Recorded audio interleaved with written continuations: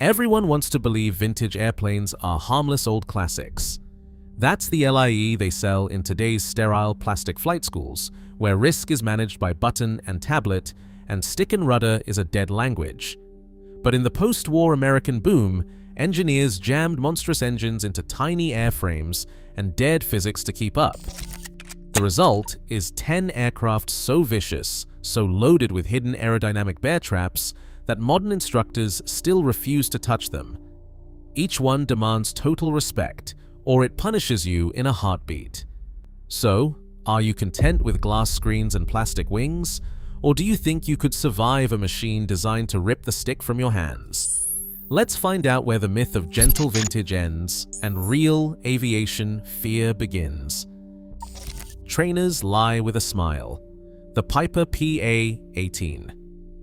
Super Cub looks harmless, rounded wingtips, tailwheel stance, engine that hums more than roars. Flight schools call it gentle, but the numbers cut through the charm. 11.2 pounds per square foot of wing loading, a center of gravity that shifts with the slightest load, and a landing gear track so narrow it's almost a dare. On wet grass, the tailwheel turns treacherous. Hangar Chief Jack Hawkins, with 12,000 hours logged, scribbled a warning in his book. Never fly a PA-18 on a sod strip after rain. Its tailwheel will yank you into a ground loop before you can correct. Accident dockets pile up. N40561 in 2013, a routine touch-and-go ended in a ground loop, the PA-18 spinning sideways as aluminum folded under the strain. 60% of PA-18 accidents are ground loops, most starting with a lazy drift and ending with a propeller buried in mud. Piper salesmen like to brag about the sport fighter feel, but internal memos reveal the truth. The gear track stayed narrow to save weight and money, despite engineers warning about ground loop risk. The Super Cub does not forgive. It enforces the laws of physics regardless of speed. Wing loading is not just a spec, it's the line between a gentle stall and a snap that rips the stick from your hand. The PA-18 stall speed climbs fast with extra baggage or a second passenger. Pull too hard, and the wing drops without mercy. The manual's warning about aft center of gravity stalls and the tendency for rapid wing drop and spin entry due to high power loading reads more like a dare than advice. Then comes the North American T6 Texan. Trainers should be safe. The T6 is anything but. 450 horsepower, 17.7 pounds per square foot on the wing, and a snap roll stall that hits like a sucker punch. Instructor Carl McAllister never let rookies solo in it. He said the Texan will give you a snap roll when you least expect it. It is a deception you cannot untrain. One docket from 2010 says it all. A low-altitude maneuver, a stall, and the Texan snaps over, no warning, no second chance. 45% of T6 accidents are snap stall or spin events. The wing is big, but the margin is razor thin. 2 trainers, 2 traps. Both prove that in aviation, the friendliest face can hide the sharpest teeth. The Ryan ST3 does not just snap, she bites. On the ramp, she sits low and lean, the kind of machine that tricks green pilots into thinking they are climbing into a docile Sportster. But the ST3's roll rate is a hidden knife, 15.7 pounds per square foot of wing loading, a short-coupled moment arm that leaves almost no buffer between control and chaos. You pull a little too hard at the top of a loop, and the stick will rip from your hand. The roll is not gradual. It is a lightning strike, half a second from level to inverted, faster than your brain can process. That is not a myth. The 1976 NTSB docket spells it out. A training stall at 500 feet, a snap roll straight into a spin. No time for recovery, no time for regret. The airframe shudders, then gravity takes over. Wreckage scattered across a frozen Illinois field. Hangar Chief Linda Lightning Morales, a legend with over 10,000 hours, wrote it plain in her 1978 memo. The Ryan ST3 will roll faster than any other trainer I have flown. A momentary overpull can spin you in half a second. That warning is not a suggestion, it is a survival rule. The ST3's short fuselage means the tail is too close to the wing to damp out a sudden roll. The moment arm, the invisible lever that should keep the airplane steady, is stunted. When the wing stalls, the center of pressure surges forward, yanking the nose down and the wing over. You are not flying anymore, you are tumbling. Ryan's own 1945 aerobatic memo bragged about maximum maneuverability and tight, rapid roll rates for airshow pilots. They wanted a crowd pleaser, not a classroom. The engineers knew the risk. The sales team called it a feature. The ST-3 became a dare. Can you outthink the airframe, or will it outroll you? The accident logs are full of answers. The fastest roll rate in the trainer world, a reputation earned in bent metal and lost seconds. The ST-3 closes out the deceiver tier with a warning carved in aluminum. Not every trainer is a teacher. Some are executioners. The next danger waits on the runway, where the ground itself becomes the enemy. Wet grass strips turn the Piper PA-22 Tri-Truder from a docile trainer into a trap. Its 12.8 pounds per square foot of wing loading and a landing gear track barely wider than a wheelbarrow leave little margin for error. The center of gravity hovers just aft of safe, especially with a third seat filled. The tail wheel, meant to pivot, becomes a loaded spring. One careless landing on a rain-soaked field and the Tri-Truder will spin. No warning, no forgiveness. Instructor Emily Carter, with 10,000 hours in her logbook, put it bluntly. Never attempt a crosswind takeoff in a Tri-Truder unless the runway is perfectly dry. The tail wheel can lock and spin you around in a heartbeat. Accident reports stack up. Over half of PA-22 mishaps start with a lazy drift and end with the airplane pirouetting sideways, main gear folding, propeller chewing mud. The manual's advice, apply rudder promptly to correct yaw, reads more like a plea than a solution. Piper's own engineers flagged the narrow gear track as a risk for ground loops in 1950, but marketing overruled them, calling the plane light, nimble, adventure-ready. In practice, the Tri-Truder punishes overconfidence. Scaling up, the Beechcraft Model 18, nicknamed the Twin Beech, raises the stakes. Built for cargo, it weighs 7,600 pounds with a wing loading of 25.3 pounds per square foot. The main gear sits just 55 inches apart. Its rear-heavy center of gravity means any side force on touchdown can twist the airframe sideways before a pilot can react. When the right gear collapses, it is not just a bent propeller. Cargo shifts, fuel sloshes, aluminum tears. Veteran cargo pilot Samuel Ortiz called it straight. The Model 18 taildragger is a rolling bomb if you do not keep the nose wheel firmly on the ground during rollout. Beechcraft's decision to shorten the main gear strut, made to save weight, came despite warnings about stability. Sales called it the workhorse of the skies, but the accident logs tell the story. 65% of Model 18 incidents are ground loops or gear collapses, often catastrophic. The kinetic energy in a loaded Model 18 is unforgiving. From light trainers that punish a wet landing to heavy cargo twins that can flip themselves inside out, the ground answers only to physics. Twin engine torque on a short, heavy airframe is a force that defies expectation. The Beechcraft Twin Bonanza, with its businesslike profile, hides a violent temperament beneath the skin. Two Lycoming engines, each spinning a 90-inch propeller, deliver a combined 520 horsepower. The gear track spans 19 feet, promising stability, but the reality is different. Prop wash from those big props slams the tail, shoving the nose sideways the moment the wheels touch. Wing loading stands at 19.5 pounds per square foot, and the gear sits so low that a rough crosswind can grind a propeller against the pavement. The tail arm is short, leaving little leverage to fight the physics at play. Maintenance logs from the 1950s are blunt. One entry for Twin Bonanza D-234 reads that there was a ground loop on rollout. The pilot was unable to arrest yaw, and adverse slipstream overpowered the rudder at low speed. Both main wheels bent and the propeller was shredded.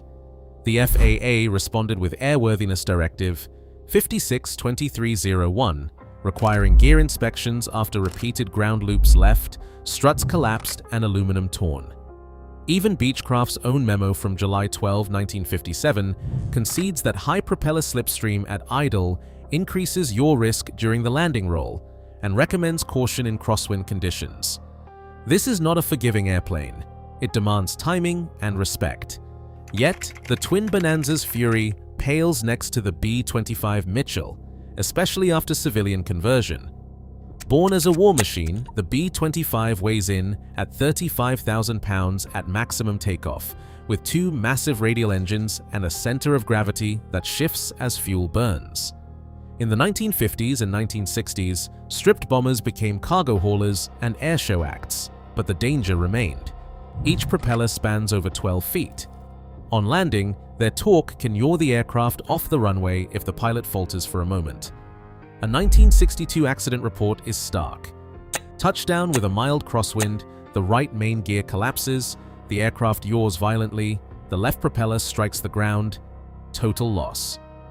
The B-25's wing loading exceeds 81 pounds per square foot. When things go wrong, the airframe does not just spin, it buckles and tears. Conversion paperwork from the era is terse: remove armament, install cargo tie-downs, no modification to landing gear geometry. The result? Over a dozen civilian B-25s lost to ground loops and gear failures. Propeller diameter, gear width, and mass are not just numbers, they are the razor-thin line between a safe landing and disaster.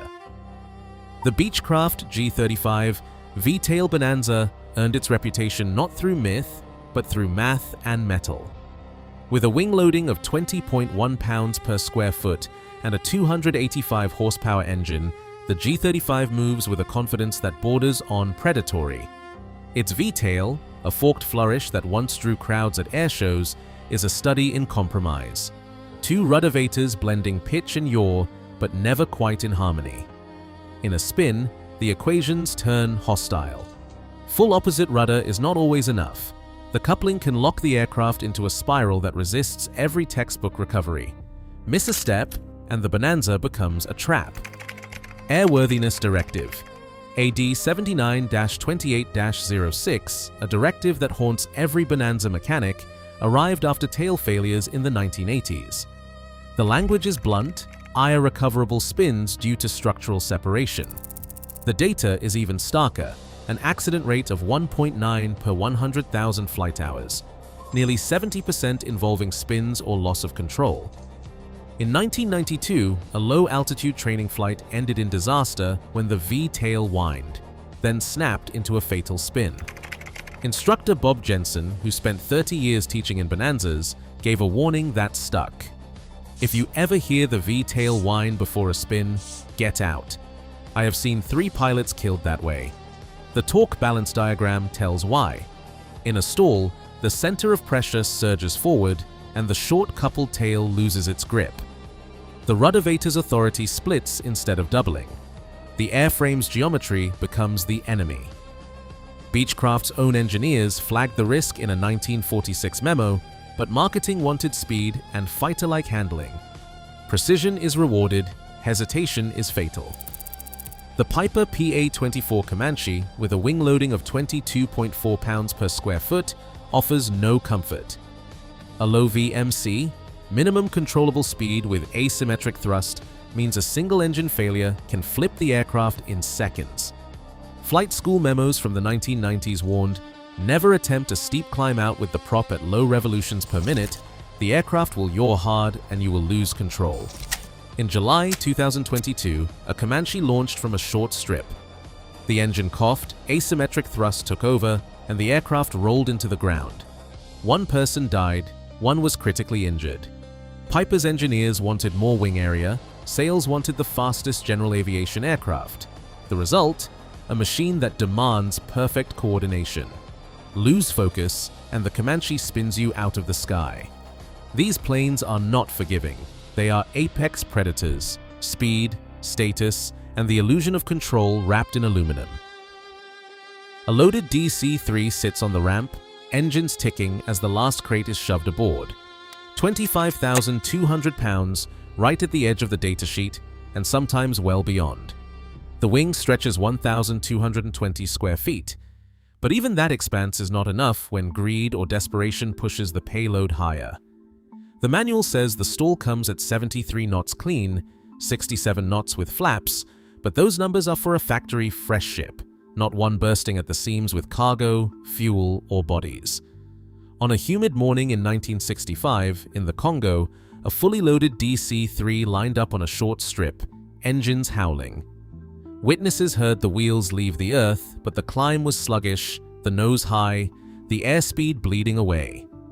At less than 200 feet, the left wing dropped, no warning, just a sickening snap. The DC-3 spun, nose first, and broke apart in the trees. Every soul on board was lost. The NTSB docket pinned it on overload and low-speed maneuvering.